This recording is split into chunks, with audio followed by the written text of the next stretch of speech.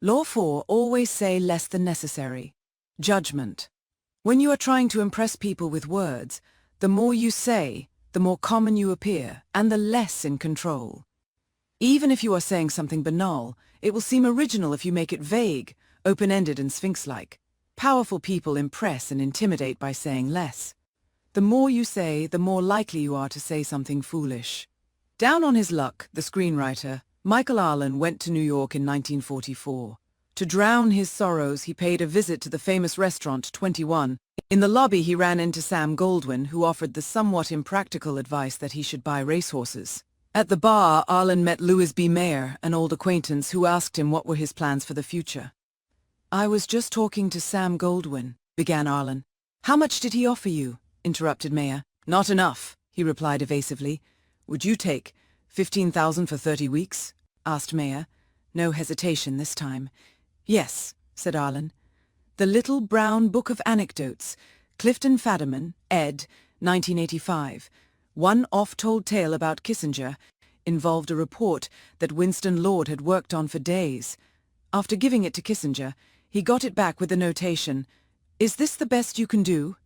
Lord rewrote and polished and finally resubmitted it.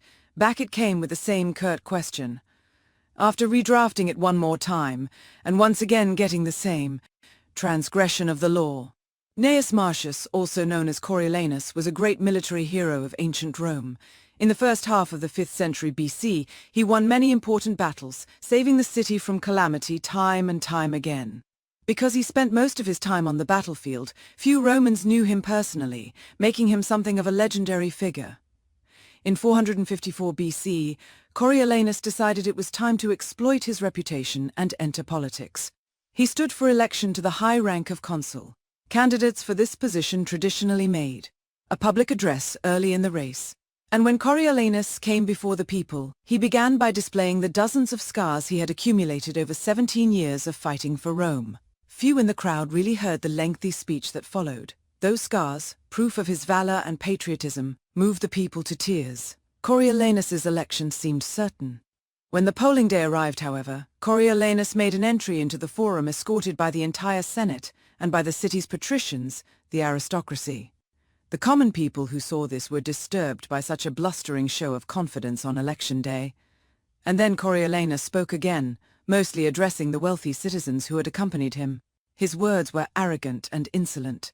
Claiming certain victory in the vote, he boasted of his battlefield exploits, made sour jokes that appealed only to the patricians, voiced angry accusations against his opponents, and speculated on the riches he would bring to Rome. This time the people listened. They had not realized that this legendary soldier was also a common braggart.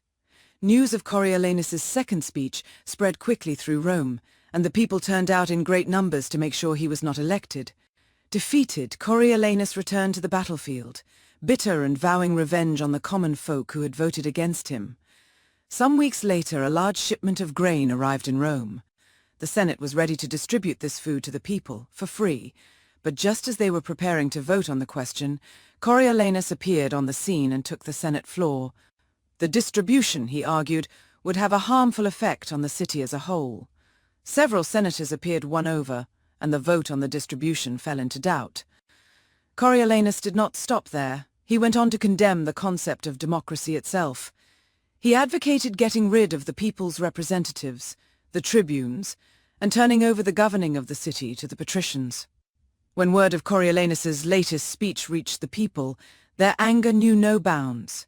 The tribunes were sent to the Senate to demand that Coriolanus appear before them. He refused.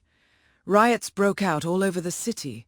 The Senate, fearing the people's wrath, finally voted in favor of the grain distribution. The tribunes were appeased, but the people still demanded that Coriolanus speak to them and apologize. If he repented and agreed to keep his opinions to himself, he would be allowed to return to the battlefield.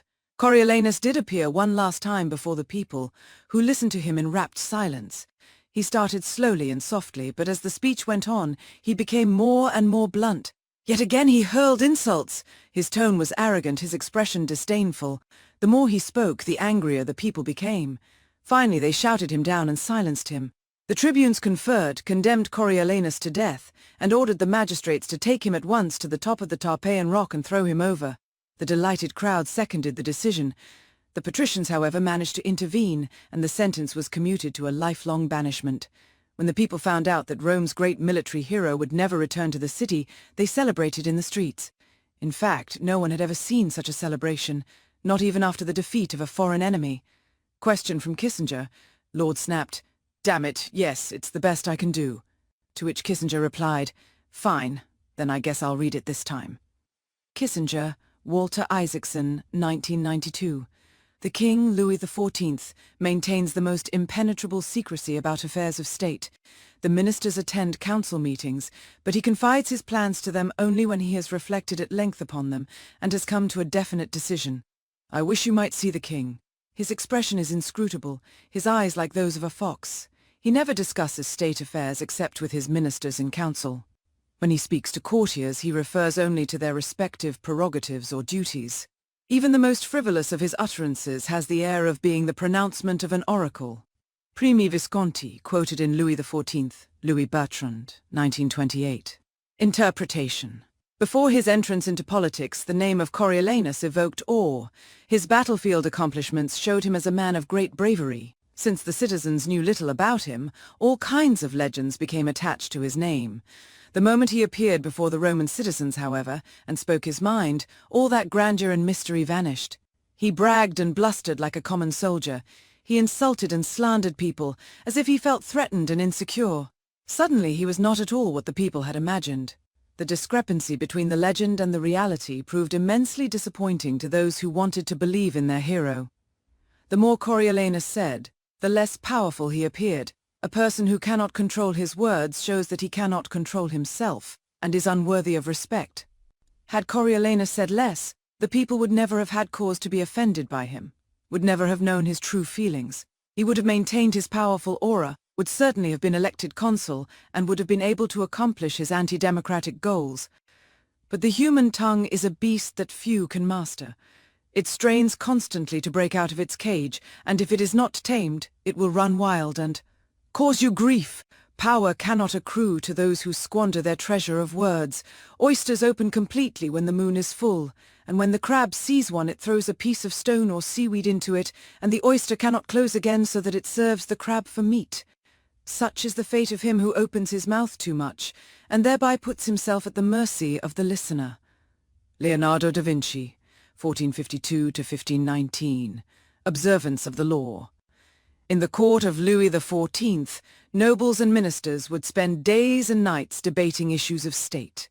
They would confer, argue, make and break alliances, and argue again, until finally the critical moment arrived. Two of them would be chosen to represent the different sides to Louis himself, who would decide what should be done.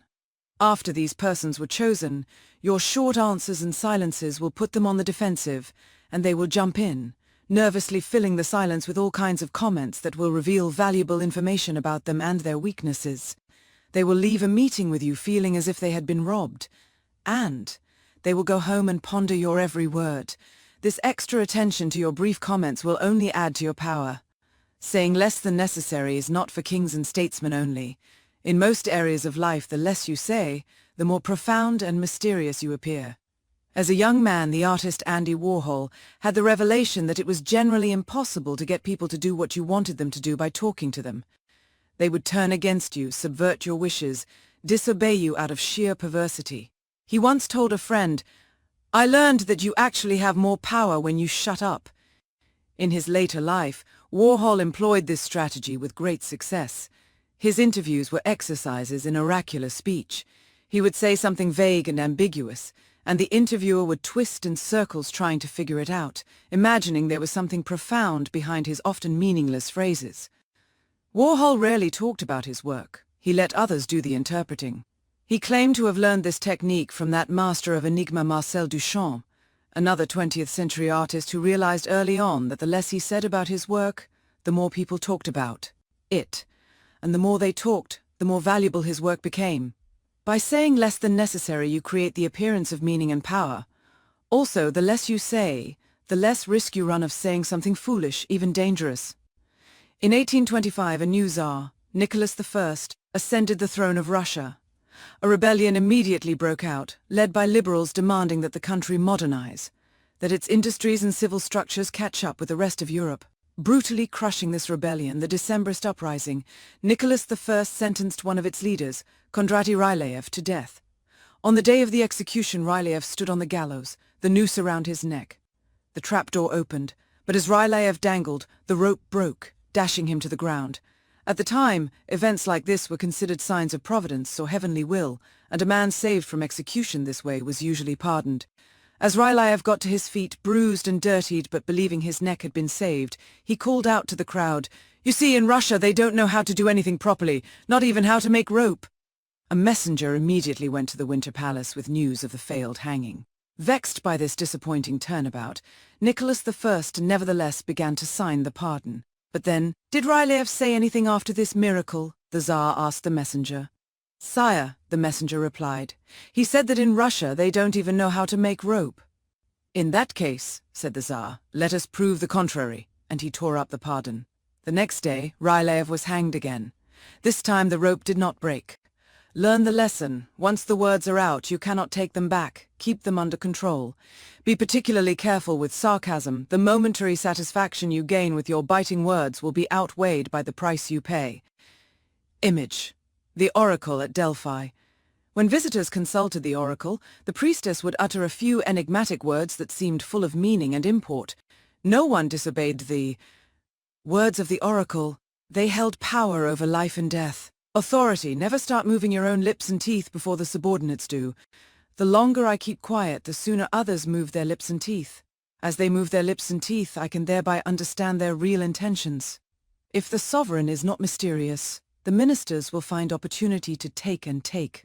Han Fei-tzu, Chinese philosopher, 3rd century BC. Reversal. There are times when it is unwise to be silent. Silence can arouse suspicion and even insecurity, especially in your superiors. A vague or ambiguous comment can open you up to interpretations you had not bargained for. Silence and saying less than necessary must be practiced with caution then, and in the right situations. It is occasionally wiser to imitate the court jester, who plays the fool but knows he is smarter than the king. He talks and entertains, and no one suspects that he is more than just a fool.